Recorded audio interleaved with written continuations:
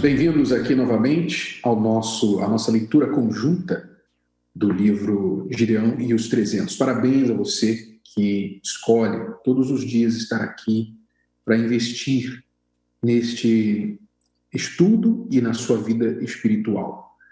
E com certeza isso será de grande valia para você. Nós vamos começar o capítulo 7 hoje, página 49, que fala do sinal que Gideão pediu a Deus.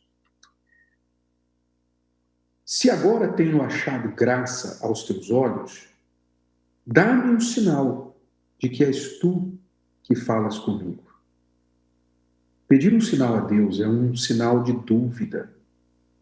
É como um contrato assinado por duas partes, coassinado por testemunhas e, acima de tudo, certificado pelos registradores, ou seja, um sinal de que as partes desconfiam umas das outras. Nem a aparição do anjo do Senhor, nem a sua conversa com ele, convenceu Gideão de que se tratava do enviado de Deus. Por outro lado, não podemos condená-lo por essa fraqueza. Afinal, ele não tinha a unção do Espírito Santo e estava sob extrema opressão de seus inimigos. Além disso, havia a idolatria que prevalecia dentro de sua própria casa, pois seu pai era seguidor de Baal e Aserá. De qualquer forma, seu pedido não foi considerado por Deus como um insulto, considerando a resposta positiva que recebeu. Então, Gideão, quando pediu esse sinal a Deus, ele foi compreendido por Deus, porque Deus entendeu a situação de grande aperto que ele estava. É só você se colocar no lugar dele e não é difícil imaginar por que ele estava um tanto descrente. Então, por isso ele pediu um sinal. E Deus foi compassivo para com ele. Mas sob quais condições o sinal aconteceu? Rogo-te que daqui não te apartes, disse Gideão ao anjo, até que eu volte e traga o meu presente e o ponha perante ti.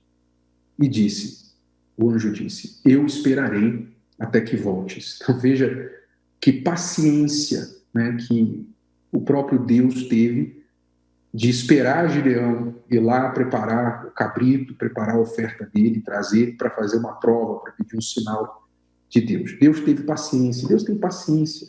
Sabe, tem uma coisa que a gente tem que entender. Deus é compassivo, é paciente, misericordioso com aqueles que estão abatidos, aqueles que, de tão sofridos, têm dificuldade de exercitar a própria fé. Deus tem paciência com eles, como teve paciência com aquela mulher adúltera que foi arrastada até o Senhor Jesus, teve paciência com aquele pai que levou o seu filho aos discípulos e os discípulos não puderam expulsar o demônio do seu filho. E ele disse para Jesus, olha, eu quero crer, mas me ajuda na minha falta de fé. E Jesus foi paciente com ele, porque ele era um pai sofrido. Você pode imaginar o que ele passava com aquele filho. Então Deus é muito paciente com as pessoas que, marcadas pelo sofrimento, elas estão com a fé debilitada. Deus é paciente com essas pessoas, os pecadores, os martirizados pela vida. Agora, se tem alguém que Deus não é paciente, se tem alguém que Deus não tolera, são os hipócritas. Com estes, Jesus não mostrou nem um pingo de misericórdia. Por quê? Porque eles são conhecedores da palavra. E como é que Deus vai ajudar uma pessoa que conhece a palavra, mas insiste em fazer o contrário, totalmente oposto do que ela aprende na palavra?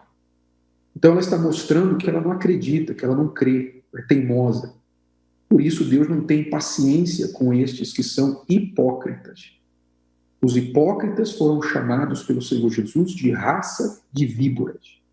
Raça de víboras, quem os livrará do fogo eterno?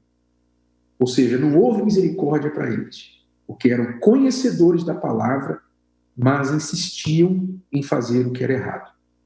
Então, quanto mais conhecimento a pessoa tem da palavra e menos prática, pior ela se torna.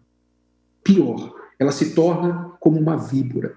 Ela se torna como muitos religiosos deste mundo que nem entram no reino de Deus e nem deixam outros entrarem. E você, com certeza, deve já ter cruzado seus caminhos com alguns desses por aí. Bom, então Deus teve paciência com Gideão. Gideão queria mais, muito mais do que palavras. Ele queria ter a mais absoluta certeza da autoridade divina naquela pessoa com quem estava conversando. E uma maneira de confirmar isso era apresentando a sua oferta. Se aquela pessoa realmente tivesse vindo da parte de Deus, sua oferta serviria como combustível para o fogo de Deus. Ou seja, Gideão, sem o anjo falar nada, o anjo não disse para Gideão o que ele tinha que fazer. Sem o anjo falar nada, Gideão já propôs uma prova onde ele prepararia uma oferta e traria. Ou seja, havia um conhecimento básico e comum na época de Gideão, tanto na época dele quanto antes, como depois, porque isso é um conhecimento patente nos heróis da fé na Bíblia, que se eu quero que Deus apareça para mim, que Deus se manifeste na minha vida, eu tenho que fazer alguma coisa, eu tenho que apresentar a minha fé de alguma forma material, física, que é através da oferta. Por isso, o altar. Por isso você vê na Bíblia os altares, porque o altar é onde a pessoa materializa a sua fé através da oferta. Então, por que Gideão propôs trazer uma oferta para fazer prova com Deus se era ele mesmo que falava? Porque se Deus aceitasse a oferta e fizesse subir fogo da oferta, então aquilo era prova de que era Deus de verdade. Então era um conhecimento comum na cabeça de Gideão, como era na cabeça de todos os que viveram nos tempos bíblicos. Eu quero provar minha fé, eu tenho que manifestar essa fé de forma física, material, através da minha oferta. Ou seja, eu não posso ficar na teoria. Eu creio em Deus. Eu creio no Senhor. Está aqui a minha crença. Só palavras. Não. Essa crença tem que se materializar no altar. Alguma coisa tem que sair de mim, fisicamente, para que eu possa materializar essa fé. O fogo é resultado da combustão, a criação simultânea de calor e luz. É frequentemente usado na Bíblia como um símbolo da presença de Deus, pois sua presença queima o impuro e ilumina o caminho dos puros. O fogo sempre foi usado como um sinal da presença física de Deus diante dos homens. Na aliança feita com Abraão, Deus passou entre as partes dos animais na forma de uma tocha acesa. O fogo desceu sobre Sodoma e Gomorra. Deus apareceu a Moisés numa sarça ardente. O fogo consumiu Nadab e Abiú. O fogo estava presente na consagração do templo.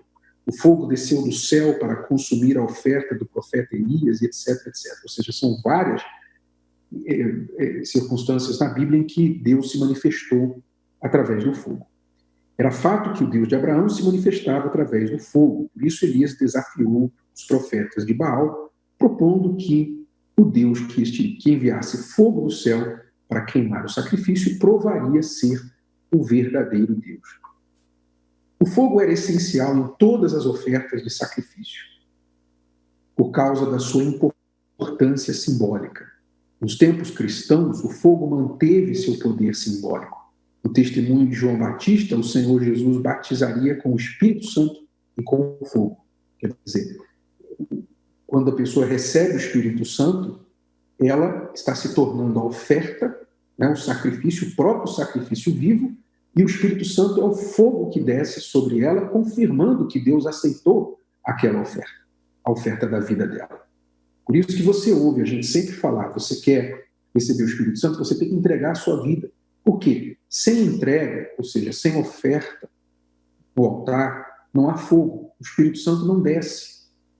Muitas pessoas ficam buscando, pedindo o Espírito Santo, louvando, etc, etc, e nunca recebem o Espírito Santo ou recebem o Espírito enganador, Por quê?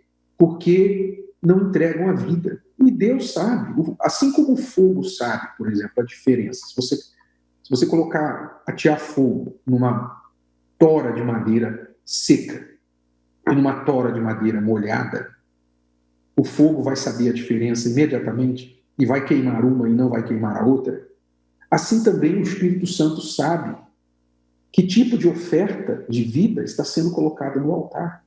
Se a pessoa entrega a vida pela metade, ou só de boca, o Espírito Santo não desce, o fogo não queima. Então, por isso a pessoa fica se enganando dentro da igreja por tanto tempo. Então, continuando, Jesus batizaria com o Espírito Santo e com fogo. O Senhor faz de seus ministros labaredas de fogo, o fogo que não se apaga e o fogo que provará o trabalho de todos, etc. Gideão sabia que somente o verdadeiro Deus se manifestaria através do fogo. Por isso, suplicou ao anjo do Senhor que não fosse embora até que ele trouxesse a sua oferta. Apesar da situação econômica de Israel naqueles dias, Gideão preparou um cabrito e pães ázimos. Ele tipificava o sacrifício do Senhor Jesus. No animal, o sangue. Nos pães ázimos, o corpo do Filho de Deus. Quando a Bíblia menciona pães ázimos, está falando de pão sem fermento. Isso significa pureza na oferta, pois o objetivo do fermento é aumentar o volume e a aparência do pão. Na lei das ofertas, o uso de fermento era proibido. Deus exige pureza nas ofertas, que sejam livres de fermento, ou seja, livres da hipocrisia. Veja aí a hipocrisia novamente. Né? Então, o pão era sem fermento, quer dizer, sem nenhum fingimento, nenhuma hipocrisia. A oferta não pode ser fingida. Muitas pessoas apresentam suas ofertas no altar. E quando eu falo aqui de oferta, eu não me refiro apenas à oferta em dinheiro. Porque o dinheiro é um tipo de oferta. Como eu falei há pouco, existe a oferta maior de todas, que é a oferta da vida. Muitos dão dinheiro e não dão a vida. Muitos dizem que deram a vida e não dão o dízimo, não dão ofertas. Como é que a vida não ser fiel em 10%, não ser fiel, não fazer provas com Deus através da sua oferta? Mas as ofertas são todos os tipos de ações que eu faço em reverência a Deus. Quando eu sacrifico algo da minha vontade, eu estou fazendo uma oferta para Deus, eu estou sacrificando no altar essa vontade, porque eu sei que aquilo não vai agradar a Deus. Então, eu abro mão daquela vontade no altar, quer dizer, uma oferta, um sacrifício vivo. Todos os dias o cristão apresenta-se como sacrifício vivo. Ou seja, a nossa vida é um sacrifício constante, é uma oferta constante. O marido tem que fazer oferta para a esposa, e vice-versa, e o funcionário para o patrão, e vice-versa. Então, todos nós estamos fazendo ofertas o tempo todo. O pastor tem que fazer a oferta dele pelo povo, o povo tem que fazer a oferta dele a Deus, obedecendo a palavra de Deus através da boca do pastor, e assim por diante. Nós somos julgados pelas nossas ofertas, por aquilo que apresentamos a Deus no altar. Gideão voltou com as suas ofertas preparadas e as apresentou ao Senhor. O cabrito havia sido cozido e colocado em uma cesta com os pães ázimos, e o caldo estava em uma panela, o qual ele apresentou ao Senhor. Mas o Senhor lhe ordenou que colocasse a carne e o pão em uma rocha e derramasse o caldo sobre ela. A rocha simbolizava o altar do sacrifício, a pedra angular, o Senhor Jesus. Com a ponta de seu cajado, o anjo tocou a oferta e o fogo subiu da rocha, do altar, não do céu, e consumiu a oferta. Em outras palavras, quando apresentamos uma oferta de sacrifício a Deus no altar, o fogo se eleva como um sinal que confirma a aceitação de Deus em relação à nossa oferta. A oferta representa a vida inteira da pessoa. Por isso que é chamada de oferta de sacrifício, pois representa a vida do ofertante. O fogo de Deus sobe do altar e penetra o mais íntimo do ofertante. Esse fogo, ou sinal de Deus, é a certeza absoluta, a fé sobrenatural, a convicção de que o Senhor aceita a oferta e confirma o cumprimento de sua promessa ao ofertante. Se a oferta é impura, se contém fermento, o fogo do altar não a consome, pois Deus não aceita ofertas impuras. E o ofertante desce do altar sem o sinal de Deus. Isso significa que a sua oferta foi em vão. Então, é muito simples, né? Muito simples e, ao mesmo tempo, para muita gente, elas complicam. A simplicidade é a seguinte: ou você faz para Deus o que é o seu melhor, ou você não faz. Deus não se deixa enganar. Deus não aceita uma oferta maquiada. O fogo que Deus, no altar, ele prova as nossas ofertas, prova as nossas intenções, prova até os nossos pedidos. Por que nós estamos fazendo aquela oferta? Muitas vezes o sacrifício é até perfeito, mas a intenção da pessoa é má, é ruim. Ela pensa que ela pode comprar Deus, ela pode subornar a Deus com um presente. Olha, eu vou dar esse dinheiro, vou dar esse carro, vou dar esse imóvel, vou dar esse valor aqui significativo, e o Senhor me dá isso, me dá aquilo. Não é assim, não é uma troca, é uma transação comercial. A oferta, ela está diretamente ligada à vida do ofertante. Se a sua vida mancha a pureza dessa oferta com as suas intenções erradas, então não adianta só você apresentar a oferta. Você tem que estar com a sua alma, o seu coração, a sua mente, o seu espírito também alinhados com a vontade de Deus, o Espírito de Deus. Como foi o caso aqui de Gideão. Você vê que ele estava na dúvida, pedindo um sinal, mas ao mesmo tempo submisso, pronto a obedecer. Então, ele não rejeitou o chamado de Deus. Ele não deu uma desculpa, ele não jogou para lá, não deu de ombros.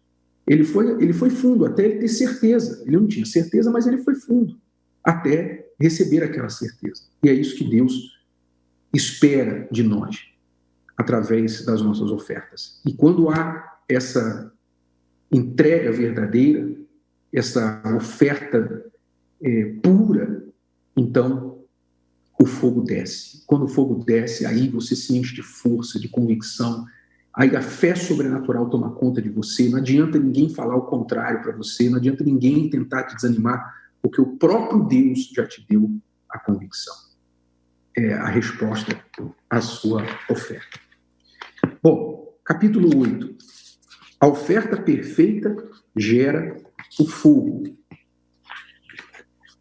Então, aqui, esse capítulo é mais uma extensão do que já falamos no capítulo 7. Eu vou ler aqui o segundo parágrafo, na página 55, dizendo assim: não se trata de comprar ou fazer um acordo para receber as bênçãos de Deus, mas sim de assumir a fé nele através de atitudes de fé.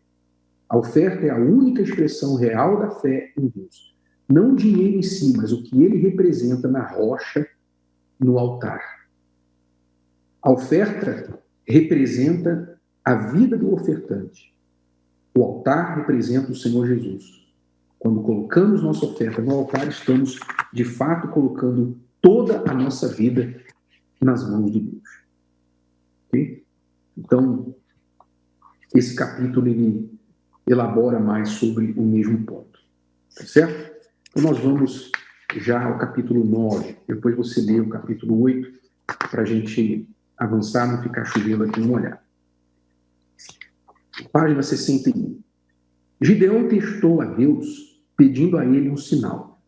Esse sinal não era para que ele mostrasse seu poder, mas para confirmar que ele era o mesmo Deus de Abraão, Isaque e Israel.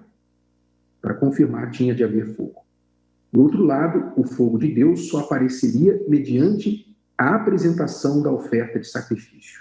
Por isso, Gideão apresentou como oferta o cabrito e os pães ázimos. O mesmo aconteceu na aliança com Abraão, quando Deus passou pelas metades dos animais sacrificados na forma de um braseiro fumegante e de uma tocha acesa. Na revelação a Moisés, através da sarça ardente, a sarça estava em chamas, mas não se consumia. Então, vários exemplos aí de fogo, como nós já falamos no capítulo 7 também.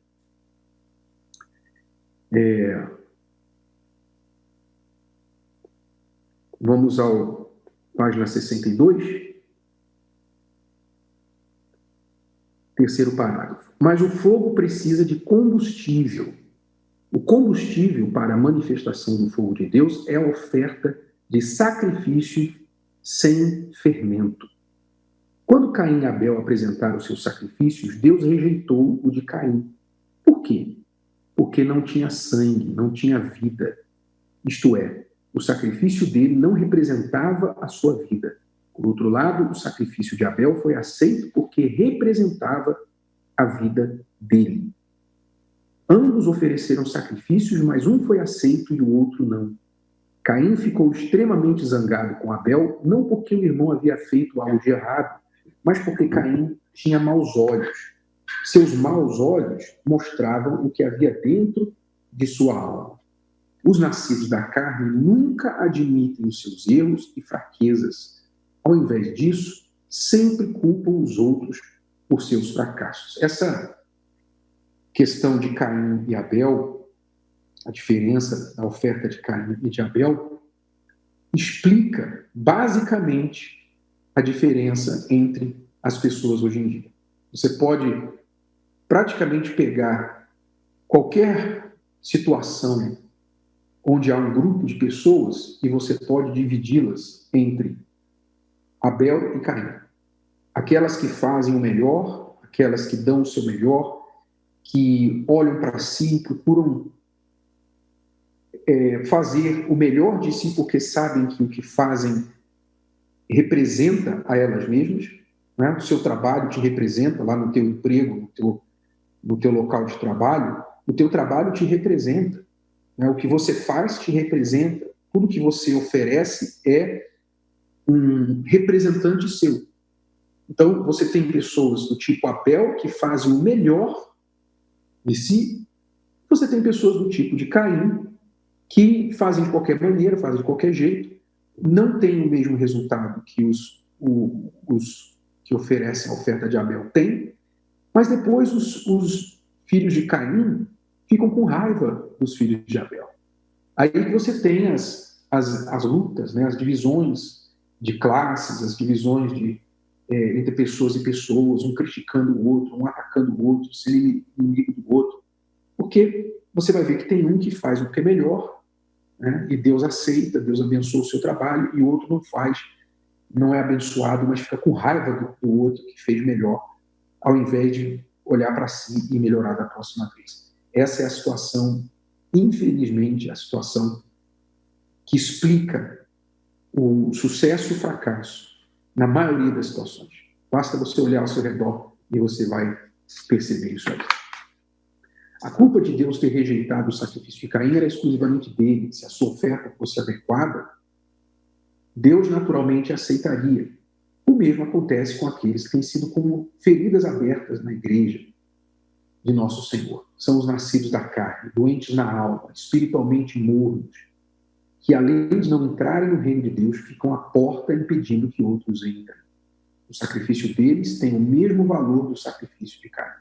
É por isso que eles não vencem na vida. O servo de Deus, por exemplo, tem o fogo de Deus dentro dele. É o batismo com o Espírito Santo. Mas para receber o de Deus, ele teve que sacrificar sua própria vida no altar de Deus. Muitos dos chamados homens de Deus saem mundo afora dando discursos sobre Jesus, mas sem o seu fogo. Outros se oferecem para fazer a obra de Deus, afirmando terem tido o batismo de fogo. Mas o fato de serem incapazes de vencer o mal ou queimar o mal com o seu fogo é um sinal claro de que eles não têm o fogo de Deus. E por esse motivo, olham para os outros para descobrir o motivo de seus fracassos. Como o fogo de Deus se manifesta na vida do servo? Quando o fogo que há nele queima todo o mal que aparece e o torna um vencedor. Está escrito que todo aquele que é nascido de Deus vence o mundo. Mas por que tantos não vencem? Porque eles não têm o fogo. E por que eles não têm o fogo? Porque ainda não ofereceram o seu sacrifício. O fogo de Deus só vem quando há o combustível do sacrifício. Eu vou parar aqui e concluir. Você pode terminar o capítulo sozinho. Concluir dizendo o seguinte: você que se pergunta assim: por que tantas pessoas não resistem às lutas da fé? Por que tantas pessoas caem pelo caminho? Tantos que começaram a batalha, começaram a luta da fé, não perseveraram e desistiram pelo meio do caminho. Foram queimados e não queimaram o que veio em seu caminho. Por quê? Porque não tinha fogo. Quando você tem o fogo do Espírito Santo, não importa o que você passa, não importa as suas lutas, não importa se você passa por injustiças, se você passa por provas, dificuldades, o fogo que há dentro de você queima todas essas dificuldades. Mas quando não há esse fogo, então você é queimado pelas dificuldades. Aí está a razão do porquê muitos, infelizmente, hoje são cinzas apagadas de um fogo que talvez nunca acendeu de verdade, nunca queimou, nunca ardeu, ou se ardeu, permitiram que fosse apagado. Então a pergunta é: você tem esse fogo de Deus dentro de você? E se você tem alimentado esse fogo com o seu sacrifício diário? E se você não tem, você está pronto para oferecer o seu sacrifício? Se você oferecer o sacrifício verdadeiro, completo, o fogo vai descer. Não há como isso não acontecer, porque é a palavra de Deus. Deus é fogo consumidor, mas ele tem que consumir, tem que ter alguma coisa para consumir. E é só o sacrifício que o fogo dele consome. Tá bom? Bom, nós vamos ficando por aqui e vamos voltar amanhã aqui e termine a leitura bem rapidinho aí do capítulo que falta, do capítulo 8, e nós nos vemos amanhã. Deus abençoe vocês. Obrigado mais uma vez.